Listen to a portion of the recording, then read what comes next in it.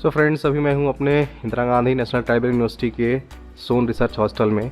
और आज अभी मैं आपको लेके चलता हूँ एक अमेजिंग सी जगह जहाँ पे हमारे यूनिवर्सिटी के एक दोस्त, हमारे भाई कुछ अलग सा इनिशिएटिव लेके कुछ अच्छा काम कर रहे हैं। सो चलते हैं अभी वहाँ और दिखाता हूँ मैं उनके इस इनिशिएटिव के बारे में।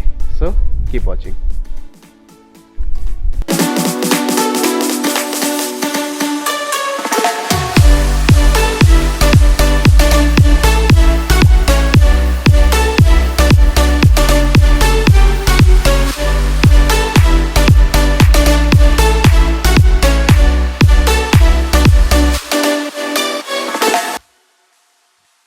तो दोस्तों, जिस खास जगह की बात मैं कर रहा था मैं वहाँ आ चुका हूँ। ये मेरे पीछे आप ये बैनर लगा हुआ आप देख सकते हैं, क्षेत्रीय कार्यालय नर्मदा युवा संघ, और इसके कर्ता धर्ता अध्यक्ष प्रेसिडेंट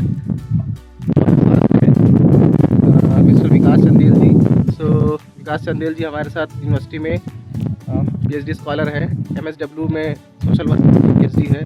बट ये सिर्फ PhD नहीं कर रहे हैं सोशल वर्क में, बल्कि एक्चुअल रूप में समाज के लिए बहुत कुछ कर रहे हैं। स्वयंसेवी संस्था चलाते हैं। कई समाज जो समाज में कई टाइप की समस्याएं हैं आसपास की इस आदिवासी क्षेत्र में, उनके लिए निरंतर ये काम करते रहते हैं। सो उसके बारे में हम फिर कभी बात करेंगे। बट अभी आज हम हैं इनके मशरूम फार्म में। सो ये एक मशरूम फार्म भी चलाते हैं, मैकल ऑर्गेनिक जैविक मशरूम फार्म। सो यहाँ पे ये ऑर्गेनिक रूप से मशरूम का प्रोडक्शन करते हैं, और मैं जल्दी आपको दिखाऊंगा इनका सेटअप, यहाँ पे कैसे उन्होंने फार्म लगा रखा है। और अगर आप में से किसी को जानकारी चाहिए मशरूम फार्मिंग के बारे में, सो वो हमें अभी हमारे विकास भाई अभी देंगे। सो आप ज़्यादा नहीं बोलते हुए हम विकास भाई से जानेंगे उनके इस फार्म हाउस के बारे में और जो कुछ गतिविधियाँ वो करते हैं इस बैनर के तले, प्रणाम नर्मदा युवा संघ जो इनकी संस्था है उसके तले क्या क्या कार्यक्रम करते हैं, और ये मशरूम फार्मिंग के बारे में हम इनसे अभी हम जानेंगे।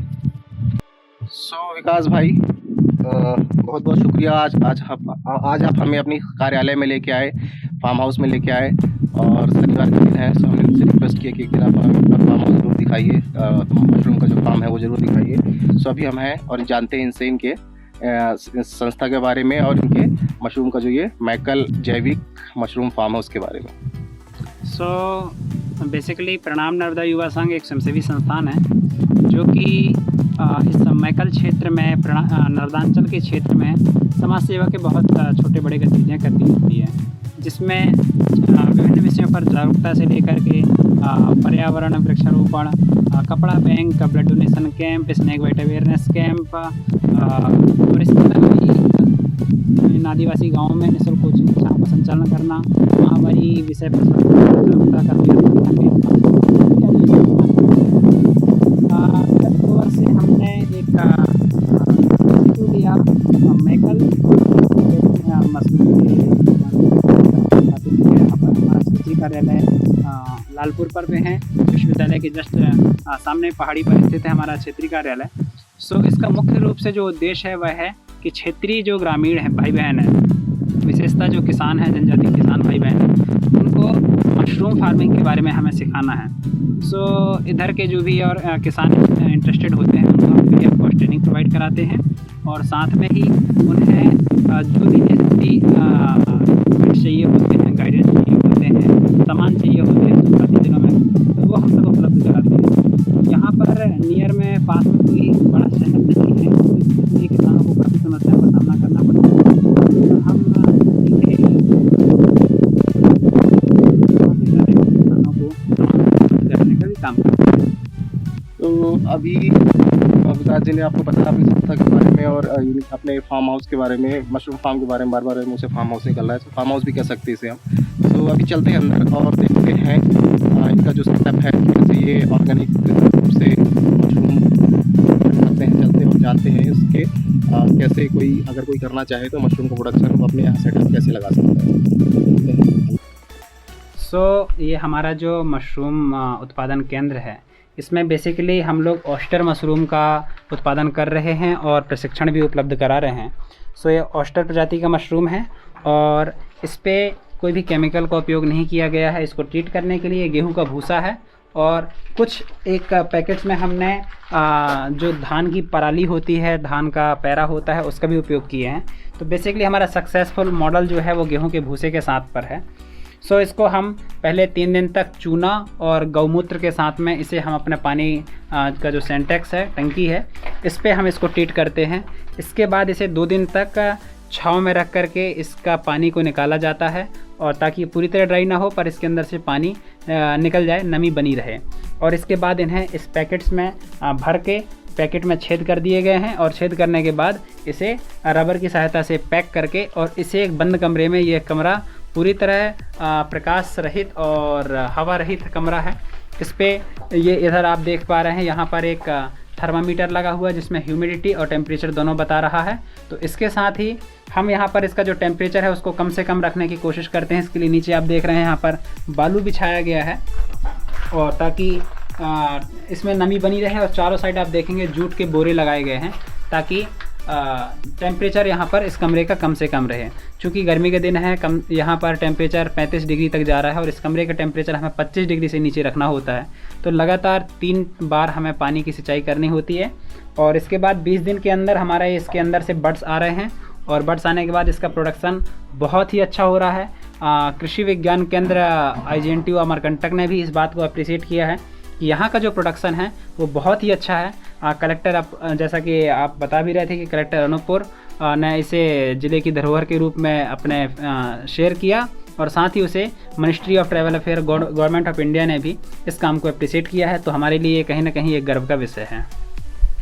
सो आप देख रहे हैं कि जैसा इस बीज को यहाँ पर हम जब डालते हैं, बीज डालने के लगभग 20 दिन बाद, इसमें हमें कोई पानी नहीं डालनी पड़ती, पर इस रूम का टेम्परेचर हमें कम रखना पड़ता है। 20 दिन के अंदर इसके अंदर ये मिसेलियन फैल जाता है, पूरा वाइट हो जाएगा ये, और इसके बाद इस तरह से बर्ड्स आना शुरू हो जाते हैं। आप देख रहे हैं ये बर्ड्स आ गए हैं। तो ये अभी पहला दिन है बर्ड्स आने का। इसके बाद ये दूसरे दिन कुछ इतना बड़ा हो जाता है, ये आप बर्ड्स अब फॉर्म लेने लगा है। और इसके बाद ये तीसरा दिन का है, आप ये देख रहे हैं इधर तीसरे दिन का होगा ये तीसरे दिन का इतना ये कलियां अपने फॉर्म में आने लगी हैं। और चौथे दिन आते आते कुछ इस तरह पूरी तरह ये फसल तोड़ने के लिए अब तैयार हो जाता है। ये सबसे ज़्यादा न्यूट्रिशन वाला फूड है, और हाईली न्यूट्रिएंट, प्रोटीन और सभी मिनरल्स, विटामिन इसके अंदर हैं। साथ में इसे हम कई फॉर्म में खा सकते हैं, जैसे कि अभी फ्रेश है तो फ्रेश सब्जी बना के खा सकते हैं, और अदरवाइज़ इसे ड्राई करके हम ड्राई मशरूम खाते हैं। इसे हम पाउडर बना के भी, हमारा ये मैकल जो मशरूम केंद्र है ये सेल करता है। तो जो हमने बहुत सारे रोगी, विशेषतः सिकल सेल और anaemic patient and mall nutrition के जो पेशेंट हैं, पर्सनस हैं, बच्चे हैं, उनको हमने दिया है, और एक चौंकाने वाले रिजल्ट हमारे सामने साथ आए हैं। बहुत सारे ऐसे लोग रहे जिनका वजन नहीं बढ़ रहा था, सालों से नहीं बढ़ रहा था। 1 पाव खाने पर, इसका 1 पाव पाउडर खाने पर उनका वजन एक चमत्कारिक रूप से बढ़ा है। तो मुझे लगता है कि कोई भी मशरूम हो, चाहे ये मशरूम हो या जहाँ का भी मशरूम हो, मशरूम बहुत फ़ायदेमंद चीज़ होती है। इसका रेट जो है मार्केट प्राइस 200 रुपीज़ पर केजी है, और वैसे ही हमको जब हम इसको ड्राई रूप में बेच रहे होते हैं तो हमको वही रेट हमको पड़ता है। तो ये किसानों के लिए बहुत ज़्यादा फ़ायदेमंद साबित हो सकता है। सो दोस्तों, एक और जहां हम लगातार शिकायतें करते रहते हैं समाज की कमियों के बारे में, समाज की समस्याओं के बारे में, बेरोज़गारी के बारे में, और भी अन्य जो मुद्दे हैं, सो मुझे काफ़ी प्रेरणा मिली यहाँ पे आके, और विकास भाई जैसे लोग इस समाज में बदलाव ला रहे हैं। लगातार एक आदिवासी बैकग्राउंड से होने के साथ साथ, एक पिछड़े क्षेत्र से होने के बावजूद भी यहाँ वो सेंट्रल यूनिवर्सिटी अमरकंटक में शिक्षा के साथ साथ जो वो समाज के लिए जो अपना योगदान दे रहे हैं, और इस तरीके के जो इनिशिएटिव हैं, जैसे मशरूम फार्मिंग कर रहे हैं, सो ये काफ़ी मोटिवेटिंग फैक्टर है यहाँ के लोकल्स के लिए, यहाँ के विलेजर्स के लिए, ताकि वो आत्मनिर्भर बन सके। और सही मायने में आत्मनिर्भर बनना इसे ही कहा जाता है कि जब आप मिनिमम रिसोर्सेज का उपयोग करके कुछ करें, और उसके आप और आपके काम से समाज की भी भलाई हो। सो काफ़ी अच्छा लगा हमें यहाँ पे आके विकास चंदेल जी से मिलके, और ये आज के युवाओं के लिए, आसपास के क्षेत्र के लिए एक प्रेरणा का स्रोत है, और ये यहाँ से लेकर दिल्ली तक फेमस है। सो काफ़ी अच्छा लगा मिलके, और हम कोशिश करेंगे कि आने वाले समय भी इनके साथ रहे, और कुछ इनके हम काम में छोटा मोटा योगदान दे सके, तो हमें भी बड़ी खुशी मिलेगी कि हम समाज के लिए कुछ काम आ रहे हैं। और विकास चंदेल जी जैसे लोगों के साथ जुड़ के हम भी कुछ समाज की भलाई के लिए अपना योगदान दे सकें। थैंक यू विकास जी, अपना thank you form so visit much. कराने के लिए थैंक यू सो मच। आपका यहाँ आने के लिए भी बहुत बहुत धन्यवाद। और आप जैसे लोगों की वजह से, अप्रिसिएशन की वजह से ही हम लोग को बहुत प्रेरणा मिलती है और हम लोग बहुत अच्छा बिल्कुल काम सर, कर जो पा भी रहे अगर हैं। समाज में कहीं भी अच्छा हो रहा है तो उसे लोगों के बीच ले जाना बहुत जरूरी है। निश्चित रूप से। करना जितना जरूरी है उतना जरूरी लोगों को बताना है, ताकि लोगों को उससे सीख मिले और प्रेरणा मिले, और वो भी कुछ जिस क्षेत्र में करना चाहे वो कुछ ना कुछ अपने लिए और अपने समाज के लिए कर सके। बिल्कुल बिल्कुल, बहुत बहुत धन्यवाद Sunil ji. Okay, thank you so thank you much. So much. So दोस्तों, यहीं मशरूम फार्म में जो यहाँ के केयर टेकर हैं, जो उनकी देखभाल करते हैं, जो भी दिशा निर्देश इन्हें विकास चंदेल जी से मिलते हैं, सो यहाँ पे रह के ये मशरूम फार्मिंग के बारे में सीख रहे हैं और सीख चुके हैं मैं कहूँ तो। और जो यहाँ का मैनेजमेंट है वो यहाँ पे संभालते हैं, तो श्रवण भाई इनका नाम है। तो श्रवण भाई, मज़ा आ रहा है आपको ये काम करने में, सीखने को कुछ मिल रहा है? जी बहुत मज़ा आया, और यहाँ विकास सर जी से मिलके और यहाँ कई शिक्षा मिले, जैसे कि निश्चल प्रेम और समाज के लिए क्या क्या करना है। मुझे तो कहा जाए तो विकास सर के बारे में सोचकर आंसू आ जाते हैं। चलो कोई बात नहीं यार, आप भी कुछ समय पहले ना विकास चंदेल भी आप जैसे ही थे, किसी मतलब विकास चंदेल क्या, हम भी सब ऐसे ही थे, कोई चीज़ की जानकारी नहीं, पर जब हम किसी चीज़ को पाने की कोशिश करें ना, स्पेशली जब शिक्षा की बात करें, जब हम अपने प्रयास करते हैं तो निश्चित रूप से हमें सफलता मिलती है और जीवन में बहुत कुछ सीखने को मिलता है ना। दुनिया बहुत बड़ी है, सीखने को ज्ञान का भंडार है, बस चाहिए क्या कि लग जाए और डटे रहें, है ना जी। सफलता तो मिल ही जाएगी एक ना एक दिन, मेहनत करने वालों को कभी हार नहीं होती है ना। और हमारे साथ ईश्वर भाई भी हैं, जो प्रणाम नर्मदा युवा संस्था है, सो उसका ऑफिस का मैनेजमेंट ये देखते हैं, और जो मैकल जैविक मशरूम फार्मिंग है उसका मैनेजमेंट हमारे श्रवण भाई देखते हैं। तो श्रवण भाई, ईश्वर भाई, बहुत अच्छा लगा आपसे मिलके, और आते रहेंगे, यूनिवर्सिटी में ही रहते हैं हम तो, ठीक है। तो कभी कभी सुबह शाम टहलते हुए भी आ जाएंगे। आज तो ये तो पता नहीं था इतना नज़दीक है, तो पहले ही कई चक्कर लग चुके होते, मुझे लग रहा था कि पोड़की की साइड पे है जी। पर चलो, यहाँ बहुत अच्छा टूरिस्ट प्लेस भी है, एक पीछे हमारे यहाँ पे जंगल है, तो ये भी बहुत अच्छा है, मतलब देखने के लिए अच्छा है, प्राकृतिक दृश्य है। आप अगर जब भी आना चाहें तो आ सकते हैं, आपका स्वागत करते हैं। मैं यहाँ पे 3-4 साल पहले आया था, जब एक भाई साहब यहाँ पे ढाबा चला रहे थे। जी एक ही बार आया था, दूसरी बार आया हूँ, पर अब आते रहेंगे, है ना। चलो श्रवण भाई, ईश्वर भाई, अच्छा लगा आपसे मिलके। जी आपसे भी मिलकर अच्छा लगा सर। ठीक है, सीखते रहो, पढ़ते रहो, आगे बढ़ते रहो, देश का नाम रोशन करते रहो।